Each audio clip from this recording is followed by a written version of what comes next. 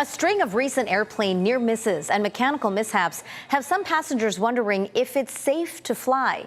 And this comes just as the NTSB is starting a hearing on the fatal crash near Washington, D.C. back in January. Good evening and thanks so much for joining us. I'm Marcella Lee. Tonight we're hearing from a former NTSB investigator who addresses passenger concerns. CBS 8's Steve Price joins us live from San Diego International Airport. Steve, does he feel safe getting on a plane right now? You know, Marcella, I actually had a very small window to speak with him because he was at an airport waiting to get on a flight. So he feels pretty good about it. He said, Steve, there are 45,000 flights every day in the U.S., but only a small handful of problems every year. Orderly, orderly. An engine fire on a flight out of Colorado Springs in March. A near miss for a Southwest Airlines flight taking off from Chicago in February. And passengers evacuating down emergency exit slides just last week in Denver after a landing gear malfunction led to a fire that filled the cabin with smoke. As an accident investigator, I'm on an airplane almost every week. I trust the system. Greg Fife spent more than 20 years with the NTSB. He says we're not having a spike in issues, but he believes social media has made us more aware of the ones we do have. People with cell phones and iPads and just the fact that they are in the vicinity, it all of a sudden becomes an internet phenomenon, if you will.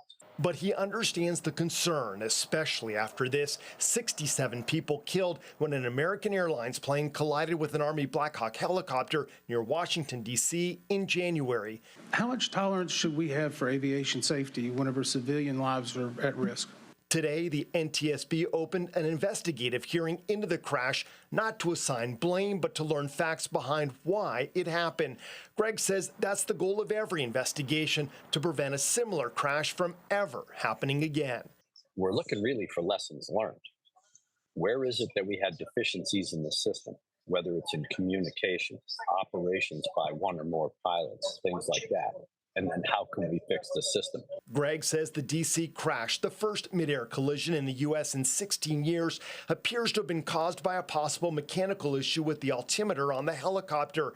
His point, no two incidents have common denominators, and incidents are so rare, he says, you have a better chance of winning the lottery than being seriously injured on a plane. We have a very, very safe system.